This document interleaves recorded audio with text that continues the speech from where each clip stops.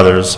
And Zikri, a mighty man of Ephraim, killed Maaseiah, the king's son, and Azrikam, the commander of the palace, and Elkanah, the next in authority to the king.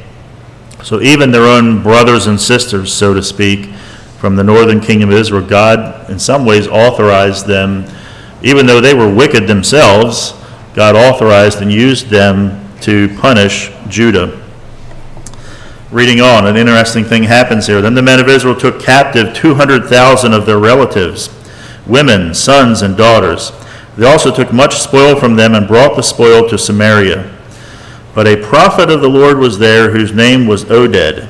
And he went out to meet the army that came to Samaria and said to them, because the Lord, the God of your fathers, was angry with Judah, he gave them into your hands. But you have killed them in a rage that has reached up to heaven. And now you intend to subjugate the people of Judah and Jerusalem, male and female, as your slaves. Have you not sins of your own against the Lord your God? Now hear me, and send back the captives from your relatives whom you have taken, for the fierce wrath of the Lord is upon you. Certain chiefs also of the men of Ephraim, and Azariah the son of Johanan, Berechiah the son of Meshillemoth, I'm going to stumble through these, Jehizekiah the son of Shalom, and Amasa the son of Hadlai, stood up against those who were coming from war and said to them, you shall not bring the captives in here, for you propose to bring upon us guilt against the Lord in addition to our present sins and guilt. For our guilt is already great, and there is fierce wrath against Israel. So the armed men left the captives and the spoil before the princes and all the assembly. And the men who had been mentioned by name rose and took the captives, and with the spoil they clothed all who were naked among them. They clothed them, gave them sandals, provided them with food and drink, and anointed them.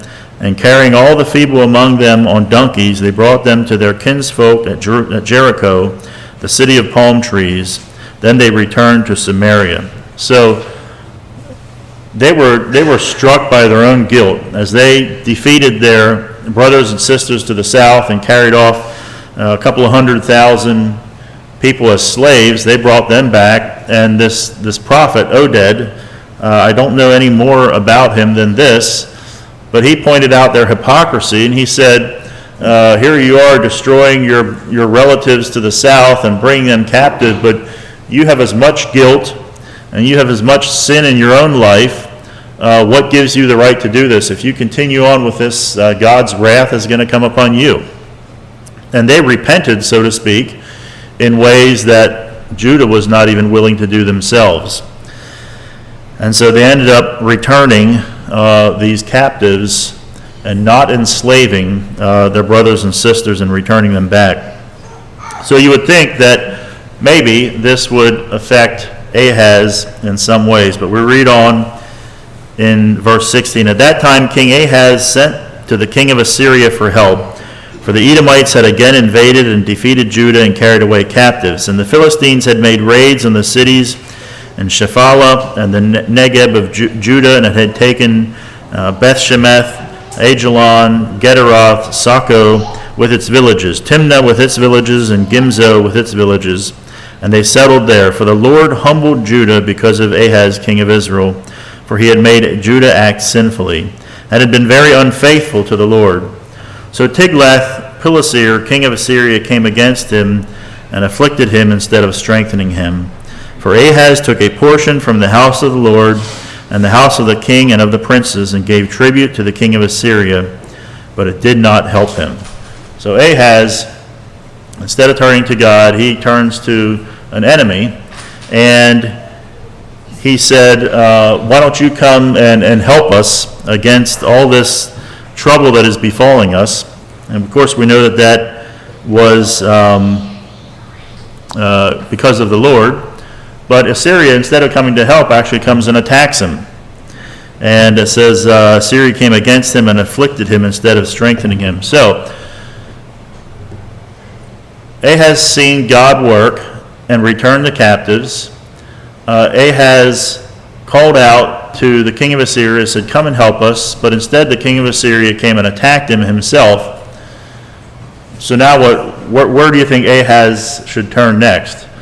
Well, where does he turn? Let's read on. And Verse 22, in the time of his distress, he became yet more faithless to the Lord, this same King Ahaz, for he sacrificed to the gods of Damascus that had defeated him, and said, because the gods of the king of Syria helped them, I will sacrifice to them that they may help me. But they were the ruin of him and of all Israel.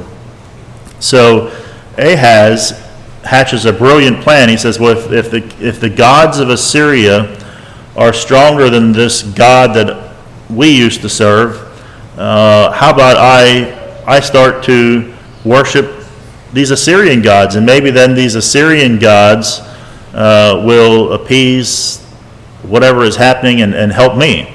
Of course, that didn't work. I mean, he really, as he was in a hole, he kept digging deeper and deeper, refusing to turn to God. And then he even actually becomes, as we read on, he becomes even more active in really repelling God. It says, and Ahaz gathered together the vessels of the house of God and cut in pieces the vessels of the house of God, and he shut up the doors of the house of the Lord, and he made himself altars in every corner of Jerusalem. And in every city of Judah he made high places to make offerings to other gods, provoking to anger the Lord, the God of his fathers. Now the rest of his acts and all his ways, from first to last, behold, they are written in the book of the kings of Judah and Israel. And Ahaz slept with his fathers, and they buried him in the city in Jerusalem. They did not bring him into the tombs of the kings of Israel. And Hezekiah his son reigned in his place. So he took Judah about as evil and as wicked as you could, not only raising up altars for false worship in every city, it says in every corner of Jerusalem. He also desecrated the house of God and took the vessels that were so important and so they were consecrated to God, and he took them and he cut them up, as it says, in pieces. And he finally died, and his son Hezekiah now comes to rule in his place. And I think maybe I won't read the beginning. Chapter 29 paints a very good picture of Hezekiah. It says in verse 3, in the first year of his reign, in the first month, he opened the doors of the house of the Lord and repaired them.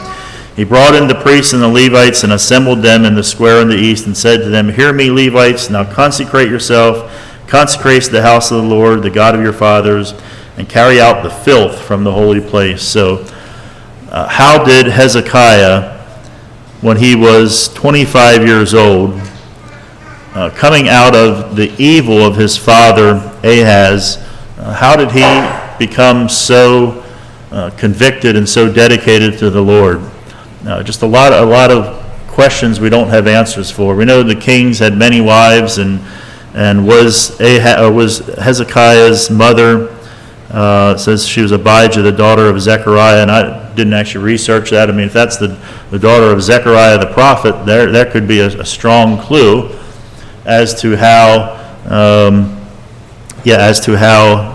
he ended up turning to God. But at 25 years old, in the midst of the prevailing evil, he made a choice to lead the people back to God. And it's interesting as you read, I won't take the time, but they went all out in cleaning out the temple. The priests and Levites were trying to figure out how to consecrate themselves and get themselves ready for proper worship. And if you go on towards the end of chapter 29, they had a huge burnt offering, 70 bulls, 100 rams, 200 lambs, 600, and then the consecrated offerings were 600 bulls and 3,000 sheep. It's interesting, it says, but the priests were too few and could not flay all the burnt offerings. So until other priests had consecrated themselves, the brothers, the Levites, helped them until the work were finished. For the Levites were more upright in heart than the priests in consecrating themselves. So, I imagine if Ahaz went through and destroyed all the vessels of the house of God, that these priests and Levites probably went into hiding or tried to blend into the surrounding culture. But now here they're called upon to come back and to play their role and to do what God commanded them to do. And I don't know what all was involved, but they were struggling to get all of them back together and to get this whole system functional. I mean, it took quite an endeavor to sacrifice 70 bulls then even later 600 bulls and 3,000 sheep. Quite an undertaking. And they were actually, as you see in verse 34, the Levites were helping them, which was technically against the law of God, because that was the priest's job to do. I think we have time. I'm going to read on at least through chapter 30, at least part of the chapter. And here we see Hezekiah. He is extending an olive branch to the northern tribe. He has effected these reforms in Judah, and he's saying, now Israel, do you want to come back and do you want to worship with us? And Hezekiah sent to all Israel and Judah and wrote letters also to Ephraim and Manasseh, that they should come to the house of the Lord at Jerusalem to keep the Passover to the Lord, the God of Israel. For the king and his princes and all the assembly in Jerusalem had taken counsel to keep the Passover in the second month. For they could not keep it at that time, because the priests had not consecrated themselves in sufficient number, nor had the people assembled in Jerusalem. And the plan seemed right to the king and all the assembly. So they decreed to make a proclamation throughout all Israel, from Beersheba to Dan, that the people should come and keep the Passover to the Lord, the God of Israel, at Jerusalem, for they had not kept it as often as prescribed. So couriers went throughout all Israel and Judah with letters from the king and his princes, as the king had commanded, saying, O people of Israel, return to the Lord, the God of Abraham, Isaac, and Israel, that he may turn again to the remnant of you who have escaped from the hand of the kings of Assyria. Do not be like your fathers and your brothers, who were faithless to the Lord God of their fathers, so that he made them a desolation, as you see. Do not now be stiff-necked as your fathers were, but yield yourselves to the Lord and come to his sanctuary, which he has consecrated forever, and serve the Lord your God, that his fierce anger may turn away from you.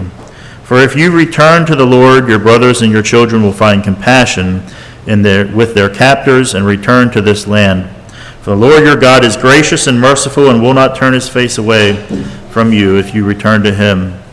So the couriers went from city to city throughout the country of Ephraim and Manasseh, as far as Zebulun, but they laughed them to scorn and mocked them. So the invitation to the northern tribe of Israel was met with much scorn and mocking. But it says in verse 11, however, some men of Asher, of Manasseh, and of Zebulun humbled themselves and came to Jerusalem, and the hand of God was also on Judah to give them one heart to do what the king and the princes commanded by the word of the Lord. And many people came together in Jerusalem to keep the feast of unleavened bread in the second month, a very great assembly. And they set to work and removed the altars that were in Jerusalem, and all the altars for burning incense they took away and threw into the brook Kidron. And they slaughtered the Passover lamb on the 14th day of the second month. And the priests and the Levites were ashamed, so that they consecrated themselves and brought burnt offerings into the house of the Lord. And they took their accustomed posts according to the law of Moses, the man of God. The priests threw the blood that they received from the hand of the Levites. For there were many in the assembly who had not consecrated themselves.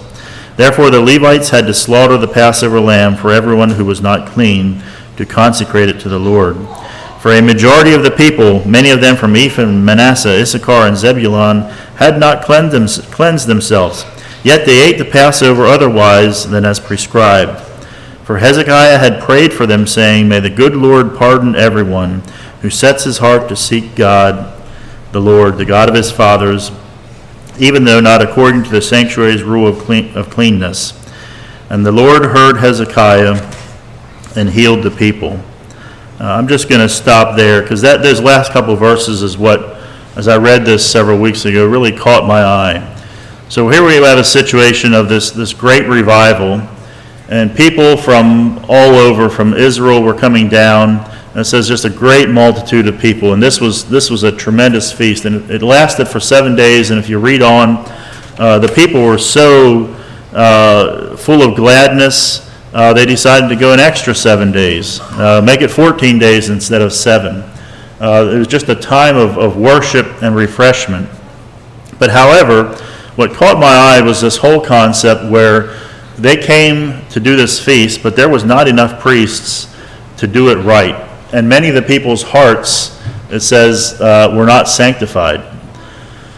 You know, if you think back through history of the children of Israel, God was at times he was so very dogmatic that everything be followed to the T. And if things were not followed to the T, bad things happened. You just, and even in other accounts, I mean, there's things we wrestle with, probably, you know, Uzziah with putting his hand on the Ark of the Covenant and being struck dead. I mean, even the concept of when the children of Israel came into the land of Canaan, and God said, slaughter everybody, women, children, everything. I mean, we have a hard time understanding, God, why it seems just outside of what we would view as the love of God. It seems so harsh. And so there were so many times that God required exact obedience. But here we have a situation where God kind of looked the other way. There was a lot of people doing jobs that they weren't supposed to do. There was people taking part in the Passover that weren't really clean and consecrated. And Hezekiah prayed and said, God, you know, may the good Lord pardon everyone who sets his heart to seek the Lord, the God of his fathers, even though not according to the sanctuary's rules of cleanliness. Here we see God extending this grace to these people. And the reason this kind of struck me is because this helps me to understand a lot more of the Old Testament. We realize that all this time, God is always looking on the hearts of people. We may see times where it seemed like God was so rigid and so dogmatic, and he meted out justice that seems, it offends our sensibilities, and it seems like the justice was way too strong in our minds for the crime. I would suggest to you that God is in a position where he can do that because he can look on the hearts of man. God always is looking, even during the times of the Old Testament, through all these laws, God was and still is always looking on the hearts of man. And so when you think about some of the minor infractions in the Old Testament that were met with strong judgment by God, it's probably, in my mind, it's probably safe to assume that there was things in those people's hearts that maybe are not recorded in the Word, and there was things in their hearts that a just God said this was the right thing to do. We don't know Uzziah touching the ark and dying. You know, what was in Uzziah's heart? I don't know, but God knew his heart. And so sometimes we look at the God of the Old Testament as a God strictly of law, being harsh, a God of law and a God of judgment. But here we see a picture of this same God extending grace because the hearts of the people, they wanted to do what's right. I think in those times of harsh judgment, you see many times the opposite. You see the hearts of people that wanted to do what was wrong, and God recognized that, and he judged them for it. And so we as humans, we're incapable of seeing into the hearts of men.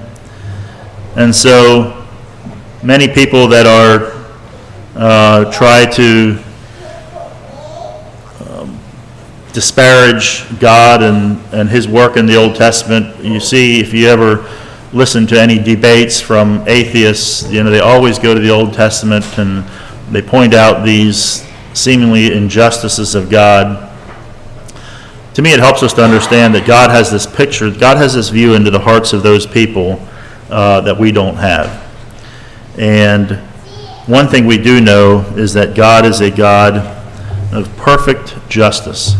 And someday when we are at the point where we can see and understand those things and we can understand the heart of God, we're not going to hold God in condemnation. We're going to worship him as being perfect and pure and right and true in his judgment.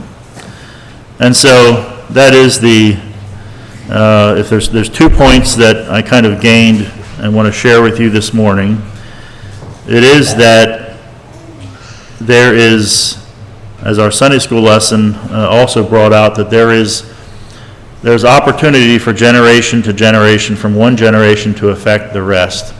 But if one generation starts to drop the ball, and the next generation drops it totally, the third generation is probably going to go where you expect them to go. And so we see that in these kings of Israel. But the other thing is this whole idea of God looking on the heart, and he is looking on our hearts. He has looked on mankind's heart. I think, was it Samuel that said that when he was choosing Saul to be king, he said, man looks on the outward, but God looks on the heart. And we are limited as humans to looking on the outside. And the outside can give us some indication of the inside, but ultimately God has the perfect view of the heart. I'll turn it back over to Avery.